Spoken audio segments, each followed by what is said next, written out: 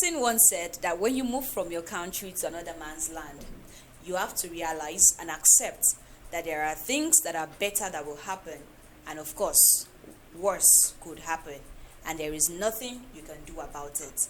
And that is why on today's episode of You and I, Ìwọ àti Èmi, a ó máa sọ̀rọ̀ nípa ọ̀rọ̀ Japa kíkúrò ní orílẹ̀-èdè ẹni bọ́ sí orílẹ̀-èdè mìíràn tí àwọn ènìyàn rò pé ó jẹ́ ọ̀nà sí àṣeyọrí, tí àwọn kan sì wò pé dídúró ní orílẹ̀-èdè ẹni láì má kúrò níbẹ̀ síbẹ̀ náà a lè ṣàṣeyọrí ní orílẹ̀-èdè ẹni níbikíbi tí ènìyàn bá wà níbẹ̀. And of course, I've got two wonderful, intelligent minds with me on the show today. Tájọ máa tukọ̀ ètò lórí ètò yín, ètò wa You and I, Ìwọ àti Èmi, where we harness the benchmarks in the state of harmony. Orúkọ tèmi ò yípadà, Florence Ọláyínká lèmi ń jẹ́. And of course, màá jẹ́ kí àwọn tá mo gbé wá sí orí ètò lónìí kan introduce ara wọn sí wa. Ó yá, ẹ jẹ́ á gbé láti bẹ̀. Ẹ káàsán ní orílẹ̀-èdè wa. Orúkọ mi ni Muslia, and I'm here to speak my mind or talk about my views on the Japa syndrome. Japa syndrome, of course. Ẹ káàsán gbogbo ẹ̀yin ọmọ orílẹ̀-èdè Nàìjíríà. Orúkọ tèmi ni Ajílọ́wọ̀ Ọmọṣàlẹ́wà. Mo wà níbí báyìí ní ọ̀sán láti sọ èrò títì mi nípa Japa. Ṣé ó jẹ́ ọ̀nà àbáyọ láti ṣoríire? And that is how we are going to be moving it today. A fẹ́ mọ èrò títí yín náà, a fẹ́ mọ èròǹgbà yín, bó tilẹ̀ jẹ́ wípé àwọn olórí pípé, olórí ọlọ́gbọ́n dorí ẹja mú tá a gbé wá sórí ètò lónìí, they know what you people out there are feeling, and they are here to stand in gap for you. We want to see the world through their eyes, through their views, and of course I am very sure that they will speak your mind as they ought to. So talking about Japa syndrome, a fẹ́ sọ̀rọ̀ nípa kíkúrò ní orílẹ̀-èdè ẹni tàbí dúdúró síbẹ̀. Ó dá mi lójú wípé ọ̀tọ̀ọ̀tọ̀ ni bá ṣe máa wo ọ̀rọ̀ yìí. Bí Muslia ó ṣe wò yóò yàtọ̀ sí bí Ọmọṣàlẹ́wà bóun ṣe máa wo títí ẹ̀, ṣùgbọ́n ẹ jẹ́ ká mú látọ̀dọ̀ Muslia. Muslia, kí ni èròǹgbà tiẹ̀ nípa Japa syndrome yìí, ọ̀rọ̀ kíkúrò ní orílẹ̀-èdè ẹni, kí ni èròǹgbà títí ẹ̀? Èmi rò wípé Japa kíkúrò ní orílẹ̀-èdè ẹni kò ń ṣe nǹkan tí kò ń ṣe ọ̀nà sí. Let's have your view. Just Okay. So I feel like to some extent the Japa that everybody knows isn't a guaranteed success. okay. To some extent, it's not everybody that leaves this country for another man's country that makes it or that is successful. Okay. That is where you stand. So Ọmọṣàlẹ́wà, kí ni èròǹgbà tiẹ̀? Èròǹgbà tèmi ni pé tá a bá ń sọ̀rọ̀ nípa Japa tó súnmọ́ sí pé kéèyàn kúrò ní orílẹ̀-èdè ẹni kó lọ sí orílẹ̀-èdè mìíràn. Ó jẹ́ ọ̀nà àbáyọ. Kí n lo èyìnbó tó lò, kí n lò ní Yorùbá. Dé àwọn ibì kan to some extent ọ̀nà àbáyọ ni fún ènìyàn, torí yóò lè jókòó sójú kan kó wá máa retí iṣẹ́ ìyanu kó ṣẹlẹ̀. Èèyàn máa gbìyànjú náà ni. Ara gbìyànjú dẹ̀ ni kéèyàn lọ sí orílẹ̀-èdè ibòmíràn. So ó jẹ́ ọ̀nà àbáyọ ní ọ̀dọ̀ títí mi. A tún lè wò ó bí àwọn olóyìnbó ṣe máa ń pè ní greener pasture. Adékúnlé Gold gan tún kọ, ó ní the land is greener on the other side. Abi? That is what I thought until I took a ride. So a fẹ́ take a ride ní àsìkò yìí, a fẹ́ gbé àwọn ọmọ ìpínlẹ̀ Kwara àti àwọn ọmọ orílẹ̀-èdè Nàìjíríà, a fẹ́ gbé wọn rin ìrìn àjò ní àsìkò yìí láti wo bí bó ṣe lè jẹ́ kó ba lè dára fún gbogbo wa náà ni. So kí mú láti ọ̀dọ̀ Ọmọṣàlẹ́wà, ìwọ sọ wípé Japa syndrome is the way out, right? Is the success button for anybody. As long as you can just find your way outside the country, you are good to go. You can always make it out there. Okay, so talking about family dependency. Kí ni o lè rò nípa family? Kí ni o lè sọ nípa family dependency? Family dependency yìí ni pé àwọn tá a bá rán lọ ká sọ pé ní ìdílé kan wọ́n pawọ́pọ̀ sọ pé ẹ jẹ́ ká rán ọmọ yìí lọ sí ìlú òyìnbó àbí orílẹ̀-èdè mìíràn kó lọ ṣoríire wá. How can you totally guarantee that ọmọ tí wọ́n rán lọ yẹn will be successful in that place tó ń rán lọ? Okay, kí n tó dáhùn ìbéèrè yẹn, màá kọ́ sọ nígbà pé kò kí ṣe gbogbo ẹni tó lọ sílùú òyìnbó làwọn òbí kówó fún láti lọ sílùú òyìnbó. Ọmọ mi lóòrò fúnra lára ẹ̀ tó kó ogún ara ìjọ pé okay o mo fẹ́ lọ sí ìlú òdìkẹ́ mo fẹ́ lọ sí ìlú òyìnbó mo fẹ́ lọ yẹ bí ìlú mi ṣe rí o tí a bá wá rí situation tó jẹ́ pé àwọn òbí wọn ni wọ́n rò wípé ọmọ yìí o àkọ́bí mi ni o jẹ́ kí n wá owó iyọ̀ owó ata jẹ́ kí n kó fún kó fi lọ sí orílẹ̀-èdè mìíràn tí ọmọ bẹ́ẹ̀ bá dé bẹ́ẹ̀ ìjọ tàbí ọmọ kọ́ ló rìn ìjọ tó dẹ̀ rìn ọkọ̀ ló ń sáré stage by stage lọ́rọ̀ lé ayé nàìjíríà tó wà kí ṣe bó ṣe parí school báyìí náà lọ fún níṣẹ́ ní ibi tó ti ń ṣe convocation àbí kí wọ́n máa ṣe ní university so tọ́mọ bá lọ sílùú òyìnbó follow up lẹ́ need ẹ̀kọ́ ní sọpọ́ṣù tó ti kúrò ní orílẹ̀-èdè yẹn ó ní òyìnbó tí ń dúró dé lọ́hùn tó fẹ́ máa kówó fún lójú títì tábà wo nàìjíríà tá a wà yìí gan sef téèyàn bá bẹ̀rẹ̀ iṣẹ́ kó tó rántí kò fẹ́ fún òbí lówó kò kí ṣe nínú first salary ló ti máa fóbì torí first salary yẹn ó ti máa wọ expensive ti máa yapa fún so ẹ tó wá lọ sílùú òyìnbó tó ẹ̀ṣẹ̀ ń wábi tó fẹ́ gbé ó ẹ̀ṣẹ̀ ń wáṣẹ́ tó fẹ́ ṣe òbí ò lè gbọ́kànlé lójijì báyẹn náà pé bó ṣe lọ yìí ò ká tó róṣù méjì ó yẹ kó ti máa kówó padà so kóbi tó lè kówó fọ́mọ láti rán ọmọ lọ sílùú òyìnbó pé yá orílẹ̀-èdè yìí ò ibẹ̀ náà mo bí ẹgbẹ́ sí làbúrò ẹ̀ náà wà láti ìjọ òun rí nǹkankan ó yàwó lọ jẹ ìlú mi wò wọ́n gbọ́dọ̀ lè ní sùúrù wípé ká ní sùúrù ká fún nígbà díẹ̀ kẹ́dẹ̀ máa fi àdúrà ràn lọ́wọ́ torí pé ibi tí wọ́n lọ ju wọn tó èròǹgbà àti tèmi nìyẹn kò kí ṣe pé tó kàn lọ sílùú òyìnbó lóṣù yìí ẹ̀ máa fi fóònù pé àbá kówó ránṣẹ́ o mọ̀pá yáwó ni o ìtí yóò bá tó láti ṣe ó bẹ́tà kéèyàn máa ra wọlé.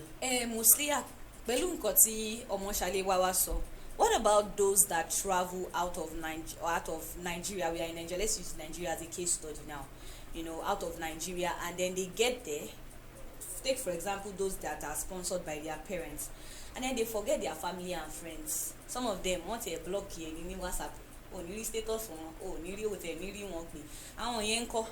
No, there are a lot of people that do that, like not everybody definitely, but there are a lot of people that do that. We see a case where even if it is not the parents that give them everybody, like we sell this, sell that, so eventually send the person out of the country. Then they get there. Let's even leave the parents aside. Let's packing the friends now.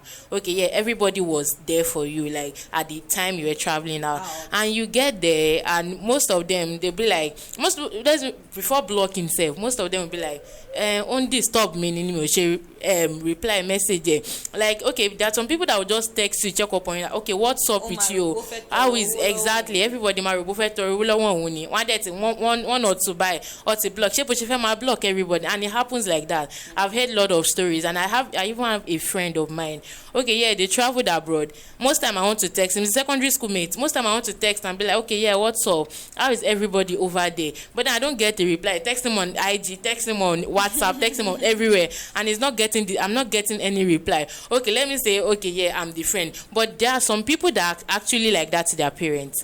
Definitely, they don't reply them again. They don't pick their calls. They don't do anything for them. So what do we say about that? So that's why I feel like to some extent, ọ̀nà àbáyọ sí òṣèré.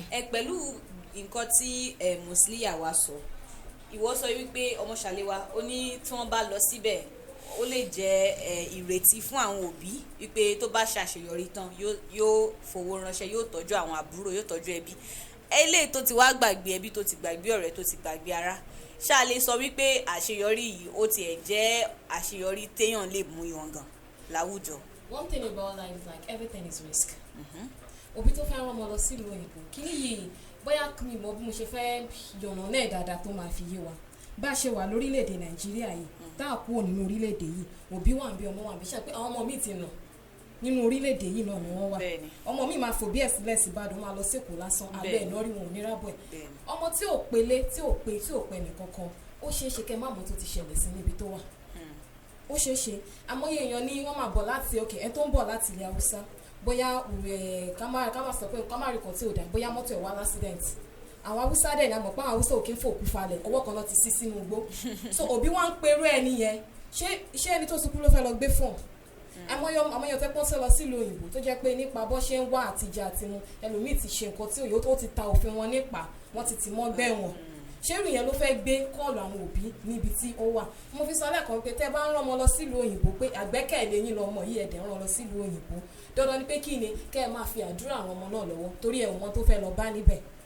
kéèyàn jápa kúrò lórílẹ̀‐èdè yìí ò túmọ̀ sí pé èèyàn ti sọ lẹ́nu àbí èèyàn ti gbàgbé àwọn tí ó rán lọ síbẹ̀ àmọ́ torí pé ẹ ò mọ nǹkan tó ń ṣẹlẹ̀ sírú ẹni bẹ́ẹ̀ níbi tó wà èèyàn kan lè máa sọ pé ẹ̀gbọ́n mi lọ sílùú òyìnbó mo pé kó fún mi lówó kò dáhùn ẹnì kankan ò kí ń ṣàwọn tíṣẹ́ bá dùn ṣe kẹ́ni náà lọ ṣe olówó kan láàrin olùṣì mẹ́wàá dẹ́ni yìí tóun náà ò bá sọ̀rọ̀ ó padà máa di olùṣì ẹ tó wà ń lo òyìnbó hours tá a fi ń ṣiṣẹ́ nàìjíríà kan náà fi ń ṣiṣẹ́ ń bẹ̀ bóyá wà ń bíṣẹ́ 18 hours ẹ̀yin dẹ̀ wà ní ẹ̀wọ̀n African magic. ibi tí mo fẹ́ ṣẹ̀ṣẹ̀ mẹ́nu bà gan nìyẹn wípé Musliya ni màá dẹ̀ nífẹ̀ẹ́ pé kó sọ̀rọ̀ nípa ọ̀rọ̀ yẹn kí n tó torí ọ̀tọ̀ tún ni bí mo tún ṣe fẹ́ gbé gbà fún ẹ.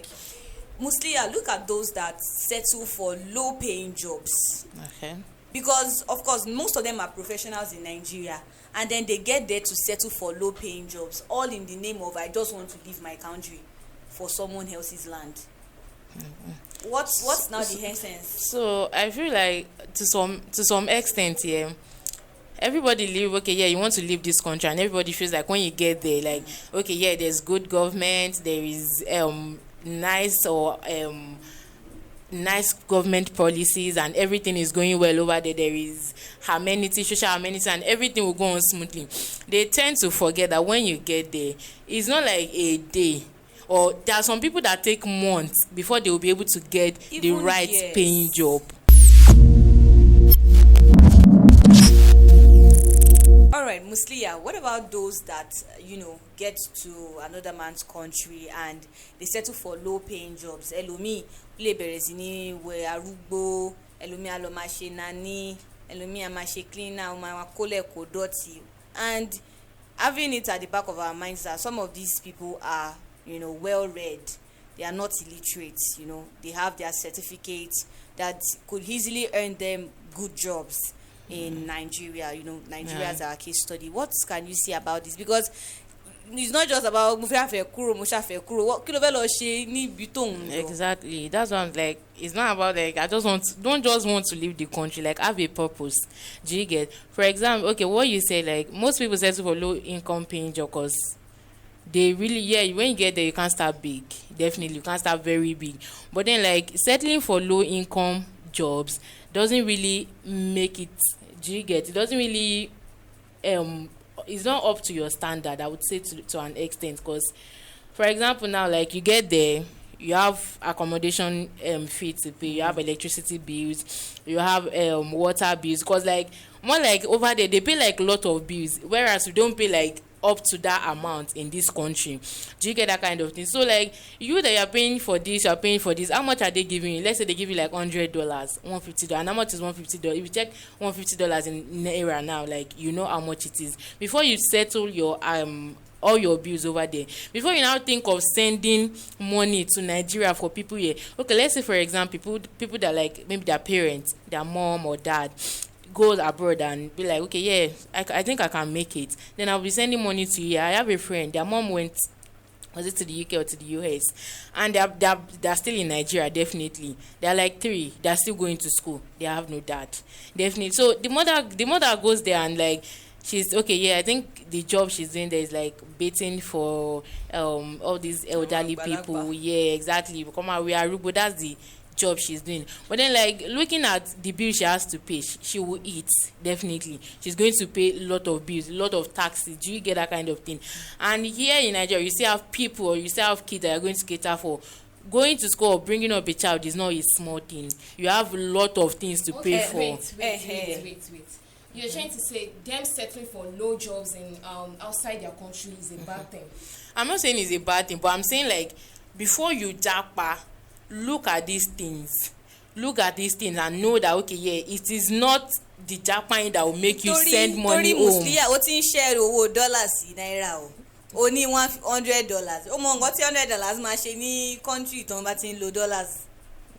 Yeah, but I know to some extent, yeah. If you check their bills, you will know what it is. Do you get? If you go to these bills you are talking about, it's like you staying in Nigeria. Ilé tó bá ń gbé ló máa sọ bills tó fẹ́ san. Exactly. Ìwọ tó ń ṣiṣẹ́ cab tó ń drive cab ní UK àbí US àbí tó lọ, ó ń sọ pé fẹ́ lọ rent mansion. Yeah, definitely. That's why. Exactly. Oh, ní lọ gba 4-bedroom flat. Exactly. That's what will suit the work you are doing. Yeah, but over there, they don't have like, you can't say you want to settle for a room like we can here. They have a Do you get? Yeah, they have a room self-con. in America. There are places like I get it. I don't know how to say. There are places like ghetto too in America. We are talking about. There are places you can settle for. Okay, that and bills are very low due to work you are doing over there. You cut your clothes according to material available. You can't say because you are abroad now. Òun ṣiṣẹ́ cap. Of course. Òun wa cap ló ń wà. Cap yẹn gọ́sẹ̀ òun kì í ṣe ìwọ ló ní gọ́sẹ̀. Live life. Òun wá fẹ́ lọ máa bùgá àwọn tó wà online. Òun wá lọ ń gbé ní mansion tó jẹ́ pé no tó ń ṣiṣẹ́ gan-an. kò ṣe wait kò dìgbà tí a bá gbé ní mansion before you tell what bills you are going to pay. Definitely. So for example now ẹni tó earn bóyá okay ó jáde lẹ́ni and you earn like before you came back like you brought $20 home. Is $20 going to pay for the food you are going to eat, babe, the electricity bills, and the house? So nobody will go there. No, exactly. That's what you are thinking. After they pay bills, they have nothing less. That's what you are saying. No, okay. Let's say for example now. For example. But ẹ bá wò náà ní tòótọ́ ṣàlẹ̀ wa tàbá fẹ́ wò náà ní tòótọ́ wọ́n ń gbé tax lórí owó any amount you are earning in. Let's say in the US, for example, there is tax on that, amount of that's your income. But in Nigeria, yes, we have taxes too. But how many of us pay our taxes? And to ban earn 30k per month, agbo esa ko alo fi se nǹkan tó bá fẹ́ fi ṣe. Kí wọ́n ní 30k yen ṣe per month? But after, because we are just talking about Japa. Do you take a look at the reason why people are Japa? Exactly. Some people don't have a purpose. Some people don't have a purpose to leave a country. Some people don't have. Okay. That when you gba Japa, ó wà dangerous in gba mi. Mi ò ní purpose máa lọ gba Libya jáde sí Mali. But it's not possible. There's some people that just want to when go. When we talk about Japa, people don't care the if you go online, you see the content you are using, which is Japa. Japa have a meaning. Japa is not just a slang nowadays. Japa kì í ṣe slang bí ó ti lọ ó yàtọ̀. Japa is now a topic. Which means that all the small speaking is going and searching for a greener pasture.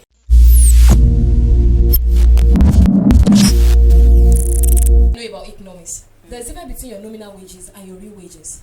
That sọ̀rọ̀ nípa Nigeria. To ban hen, okay, let me ask you this one. Babe, let me ask you. If you are dating a guy, okay, it's between dating a guy that is earning 100,000 a year in Nigeria and a guy that is earning $100,000 in US, which one do you prefer? $100,000 is a lot of money. No, just choose. Which one do you prefer? Is it 100,000 naira or $100,000? No, I'll pick a person that is earning $100,000 because before you go to any $100,000, you know what you've gone through. Then you leave your boyfriend that is earning $100,000. If I have a boyfriend here, there's no reason for me to look out. Exactly. Definitely. And that's why he's just saying here on here. You know that's you are going through your phone, maybe IG. If you use IG. You saw a guy there that is earning $1,000. So does that guarantee why? Let me tell you something. I'm going to a point. Going to a point. Right. And your whole boyfriend there is earning 100,000 naira. Wọ́n láwọn àbúrò àtẹ̀gbọ́n tó máa jọ nínú 100,000 naira. Olówólé àtowó náà tó máa sọ níbẹ̀. I'm trying to say it. Tó bá jà kọ̀ bílẹ̀ wọn kọ táwọn àbúrò dẹ̀ kéré. Ṣé máa ní kọ́ máa tọrọ jẹ ni? Now, this guy now is earning $100,000. You can see the gap. 100 náà ni méjèèjì. No, it's different now. No, you can't. No, you can't compare. Exactly. That's why our currency is different now. That's why our currency is different. You cannot say you are earning $100,000 and be comparing to 100,000 naira. See, dollars and naira, they are two different currency. Which one is higher than one? If you look at $100,000. And you look at 100k like, okay, what can you use 100k for? You know there are some people in Nigeria that earn in dollars. I have a friend that earn more than $1,000 every month here in Nigeria. Just wait. How many of them? I have like, okay, let's say 10% out of 100. That's what I'm saying. Okay, how many people earn over there? Now have the opportunity to go to a place where she can earn $1,000. How can you be sure you can earn $1,000? How can you even discouraging? No, like, okay, see, wait, but then listen. Okay, let me listen. What you're saying is like it's not a guarantee to success. And me, I'm telling you that it's a way out. Okay, now your boyfriend now talk to you and say, babe, I just see an opportunity. My brother in abroad. Exactly, he has somebody there. He has somebody to fall back on. Let me just land. What's the point you are defending? You've never said maybe you have someone, you don't have someone. You're only saying it's not guaranteed. Okay. But me, I want to convince you now that it's guaranteed. Now, your boyfriend just call you that, this is my egbon, shop, this work, I forget them. Will you now tell him that, don't go, $1,000 is much, but it's not a guarantee. Is that what you will tell her? Is that what you will tell him? No, I'm not saying that's you are not getting the point. It's not a wait. It's not a guarantee to success. Doesn't mean you won't advise someone to go. Exactly. So let's say for example now, okay, you're talking about somebody that has an uncle there or be a brother. Okay, you're going there. You're not looking for accommodation fee. You are not like water bills. Your uncle is already established there, is paying everything. So even if it is the $200, there is food in the house because somebody is already settled there. Even if it is $200 you are making. Okay. Now you just spoke about having probably a fiancé or a boyfriend that wants to travel. Àwọn tí wọ́n wá lọ sí the abroad tó Japa bá ṣe ń sọ tí bóyá ó ní fiancé ní Nàìjíríà tẹ́lẹ̀tẹ́lẹ̀ tó ń fẹ́ tó wá débẹ̀ tó wá pé ó dá pé tóun bá fẹ́ òyìnbó owó ó tún máa sanra sí kò wá ṣe bẹ́ẹ̀ nìkan ṣe mọ̀ pé irú ẹni tó fẹ́ ọmọ òyìnbó tó fẹ́ fi ọmọ Nàìjíríà sílẹ̀ ọmọ Nàìjíríà yẹn ó ní family òun náà ní family kátẹ̀ wá sọ pé wọ́n tẹ̀ ti mọ̀ wọ́n mọ́ra wọn pé àwọn family wọ́n ti mọ̀ pé ìyàwó ẹ̀ lélẹ̀ family yẹn náà ti mọ̀ pé ó block family ó block wa gbogbo àwọn ọ̀rẹ́ so that wọ́n ní máa bú pé kílé tó ṣe fi fiancé ẹ̀ Nàìjíríà sílẹ̀ tó lọ fi òyìnbó kí ni ká wá sọ sáwọn tìyẹn. Breakfast is not a new thing everybody ló ń jẹ. So ká jẹ breakfast orí ká fẹ́ kúrò Nàìjíríà breakfast fẹ́ Japa. Now we are talking about someone looking for a greener pasture. gbogbo tó ń ṣẹlẹ̀ lọ́nà ló ń ṣẹlẹ̀ Nàìjíríà system kan yàtọ̀ ni. téèyàn bá ń wá owó ní Nàìjíríà yìí you are looking for money you are a guy okay I'm a girl I'm looking for work or I'm looking for money greener pasture kò kí n ṣe ordinary money o ṣe greener pasture nǹkan tó kì í díẹ̀ ni o. You are looking for money. Okay, as I dey waka up and down, I can't jam one rich guy. You understand? Òyìnbó tó ń fẹ́ bẹ́ẹ̀, àwọn tó bá fẹ́ fún pálí wọn ò ní plan pa àwọn àti ẹjọ́ fẹ́ dọjọ́ ogbó. They are just making as an opportunity to get what they want. So wọn ò ní lọ àlọ́nù. Like Yorùbá will say, kọ́ máa fi lè máa lọ àlọ́nù pé wọ́n wá padà ní rí nǹkan kan bẹ́ẹ̀. That's the opportunity they are trying to say. Ìwọ tí boyfriend ẹ lọ sílùú òyìnbó, wàá mú mi sùúrù. Tó bá sì mọ̀ pé ò lè dúró de, you find your way. This thing is very easy. Boyfriend ẹ lọ sí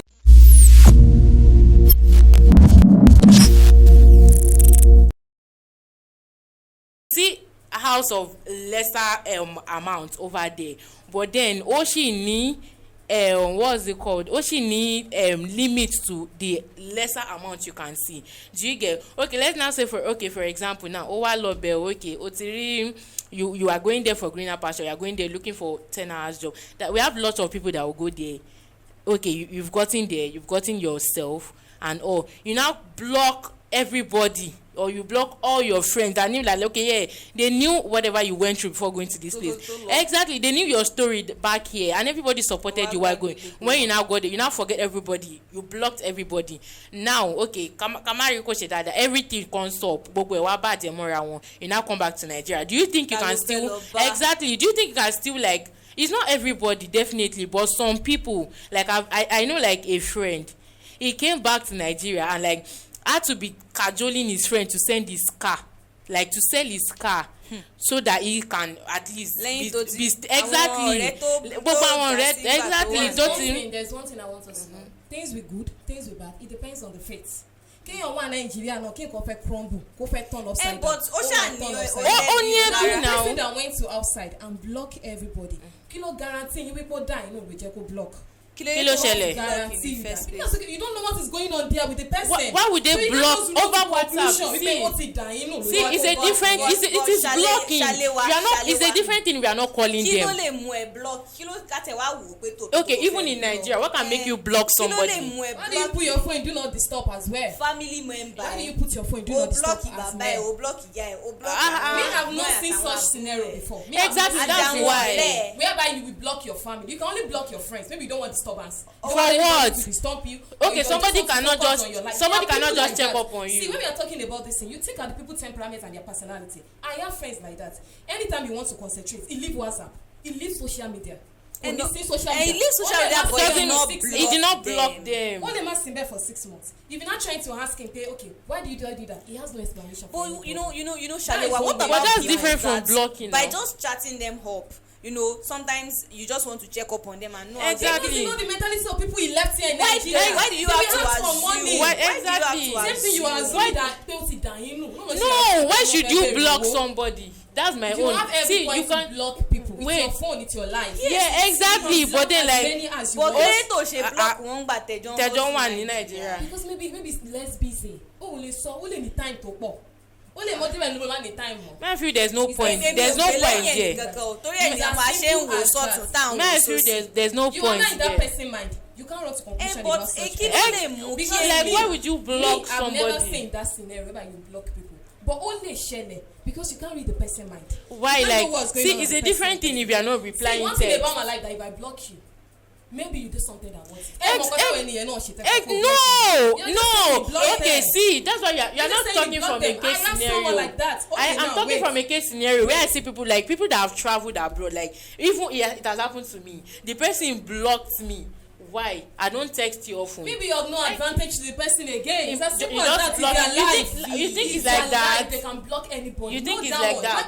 When you're so god if you feel like blocking people, block them. No, I just feel like emotion to this thing right there. No, it's not about being emotional. This person, I don't like you again. I'm not your type again. Block them. It's your life. For what? Like when you can easily just leave them and not talk to them. Boy, me wa ro pe shale we mi wa ro pe is it láti block wọn. Ma chat wọn up. Exactly. Leave their chat over there. Wondering, why tell you ṣe bá wa chat. Put it in archive. Block them and disconnect the connection. How to bá ti wá disconnect connection. Ẹ mọ̀ pé wọ́n máa ń sọ bí karo ẹ̀yìn wá ọ̀la.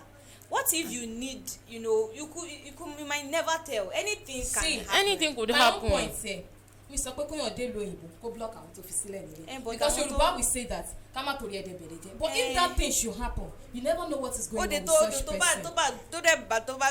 You understand what I'm saying? You never know what is going on with that. You never know what is going on with that person. Okay, I'm in Nigeria now.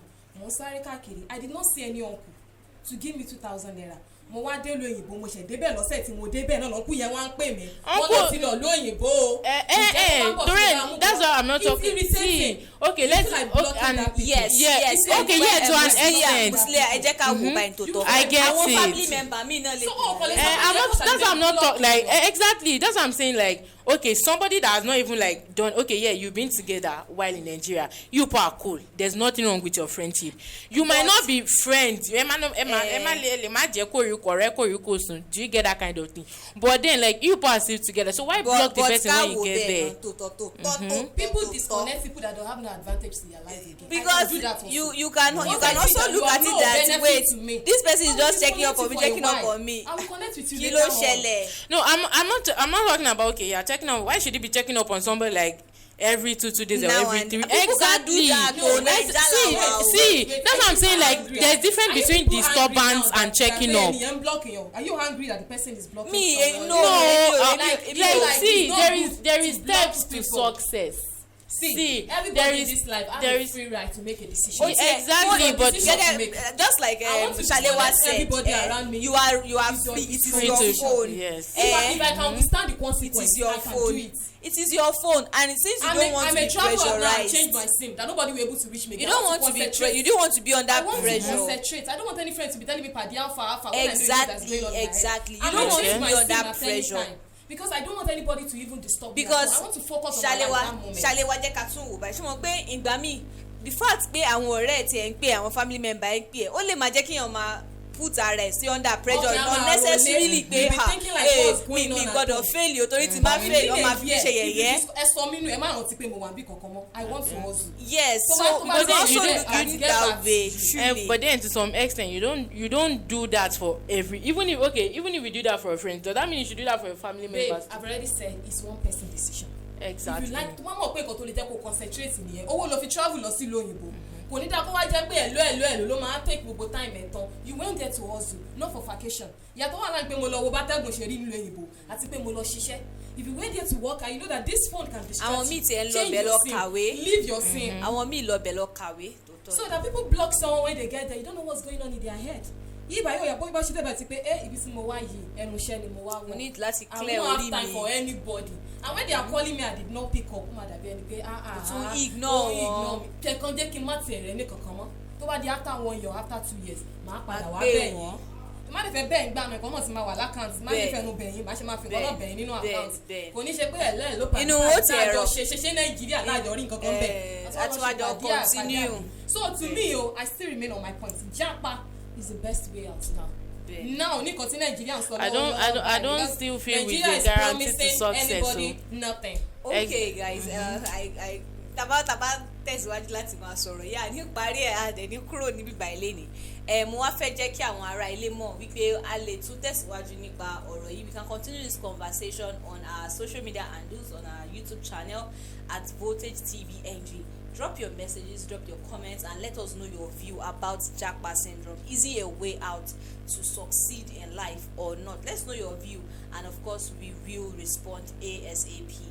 So ká tó parí ètò ní òní, mo fẹ́ kí Muslia kó fún wa ní àmọ̀ràn àwọn tó ti jápa, tí wọ́n ti gbàgbé ilé, wọ́n ti gbàgbé ẹbí, tí wọ́n ti block gbogbo family member, tí wọ́n ti rò pé àwọn tó wà Nàìjíríà àwa ò lè ṣoríire, gbogbo wa náà láti ṣoríire lágbára Ọlọ́run. Because me I'm a very big fan of the belief that change begins with me. The change I want to see in Nigeria, I will be the one to start it. It will start from me, So I want to, I want you to give an advice to people that have traveled, that are watching this video at this. If you are watching this video at this time, please listen to whatever Muslia has to say, and of course, please effect it. So Muslia. Okay, so to some extent, before even traveling there, I feel like before you japa,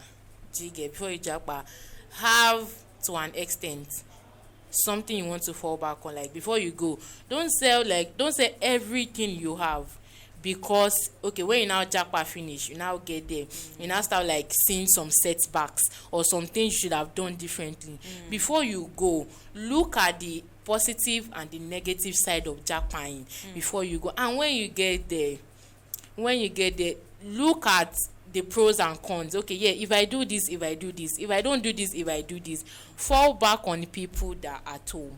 Even if it's not, you can't expect me to get to somewhere or have a good paying job and immediately I'll start sending you money. I have some things I want to do too for myself and all. So like, even if we just hello, what's up, hope you are good, I just decided to check up on you. It's not exactly, don't just block anybody and say exactly, that's it doesn't just start from somewhere. It is a step. So even if you get there and you want to be successful, you don't just treat people like trash. You don't just belittle people because okay, me debe and you want in Nigeria, let me exactly. So in as much as you are thinking of japaing, just think of the pros and cons before you Nigeria go. Nigeria ò tiẹ̀ dá èmi nígbàgbọ́ lágbára Ọlọ́run. Ọmọ Ṣaléwá ká tún wá wò ní ìwòye títí ẹ gẹ́gẹ́ bí tó ṣe sọ wípé Japa syndrome yìí ò pé ká lọ wá greener pasture tó tọ́ ni àti ẹ̀ ní ìdí greener pasture yìí gan fún àwọn mọ̀lẹ́bí wa tó wà Nàìjíríà yìí, fún ara wa títí wa gọ́gọ́gọ́gọ́ a ní ìdí Japa yìí. So kí ni àmọ̀ràn títí ẹ fún àwọn tí wọ́n ti lọ àbí tí wọ́n gbà lérò láti lọ kúrò ní orílẹ̀-èdè Nàìjíríà bọ́ sí orílẹ̀-èdè míì, àti kí ni wọ́n lè rò wípé wọ́n lè ṣe tí yóò tó fi jẹ́ nǹkan tó tún lè convince àwọn èèyàn bí àwọn irú èmi báyìí tí mo ti wò pé Nàìjíríà la fẹ́ tẹ̀pa sí, tí o tún lè convince wa pé yàwó bíbẹ̀ ṣe rí. Nǹkan tẹ́mi lè sọ ni wípé àwọn èèyàn kúrò lórílẹ̀‐èdè yìí, púpọ̀ àwọn tó ń kúrò, wọ́n sọ pé gbogbo àwọn tó ń kúrò bẹ́ẹ̀ wọ́n ń lọ láti wá ọrọ̀ ajé ni. Àwọn Yorùbá dẹ̀ sọ wípé bóko bí ò bá gbé ni èèyàn máa wá bòmíràn lọ. So ìyẹn kan lè dẹ̀pẹ̀rẹ̀pẹ̀ síbì kan àbí tó tún wá rí àǹfààní láti lọ yẹ ìlú bòmíràn wò tó wá ní rárá o, ibi báyìí náà ni mo máa dúró sí. Pàápàá Nàìjíríà tí a tẹ ìwà yìí tí ò ṣèlérí kankan fẹ́ni kankan bá ṣe wà yìí. Àmọ́ kó tó lè jápa, èmi ò bá ní àmọ̀ràn tèmi ní fún yàn ní wípé kó o wo ibi tó ń lọ, má nítorí pé orúkọ bẹ́ẹ̀ dùn àbí orúkọ bẹ́ẹ̀ tóbi létí àbí àmáyédáadáa lórí tẹlifíṣàn, ṣé iṣẹ́ wà ń bẹ̀ tó lè ṣe.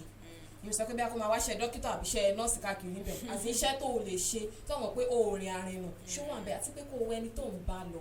Kó má di pé ẹ máa ti orí omi kan jáde sórí omi kan, at the end of the day kò wá ní sí iwájú ò wá ní ṣe lọ ẹ̀yìn ní ṣe padà sí. Àmọ́ ẹ̀ka kó wọ́n gba tíkẹ́ẹ̀tì Europe wọ́n wà ní Mali báyìí. So wàá wo agent tó fẹ́ mú ẹ lọ síbi tó ń lọ, àbí tó bá dẹ̀ lẹ́gùn tó wà ń bẹ̀ ṣe mọ̀ kó tún ti wà ní ọ̀sẹ̀. Àmọ́ wọ́n sì tèmi ni wípé tí o bá ní àǹfààní láti kúrò lórílẹ̀‐èdè yìí lọ ṣiṣẹ́ ajé, ó dára kéèyàn lọ, kò sí nǹkan tó burú bẹ́ẹ̀. Japa kì í ṣe nǹkan tó burú rárá àti rárá. So Ṣaléwá ti sọ fún wa pé Japa òun ni ọ̀nà àbáyọ sí gbogbo wàhálà àti gbogbo bá ṣe ń ṣe kìràkìtà, all the hustles and bustles that we are facing in Nigeria. Japa is the latest way out. All right, guys, this is where we wrap it up on today's edition of You and I, Ìwọ àti Èmi. Èmi àti yín náà lájọṣe tí ó fi dára, èmi àti yín náà lájọṣe tí ó fi tòrò, tí ó fi dùn, tí yóò fi dára bí ọkàn wa ṣe ń fẹ́. Ẹ máa tẹ̀lé wa lórí àwọn ẹ̀ka wa ní àwọn orí ayélujára abáraẹnidọ́rẹ̀ẹ́, ìyẹn YouTube channel wa àti Instagram wa.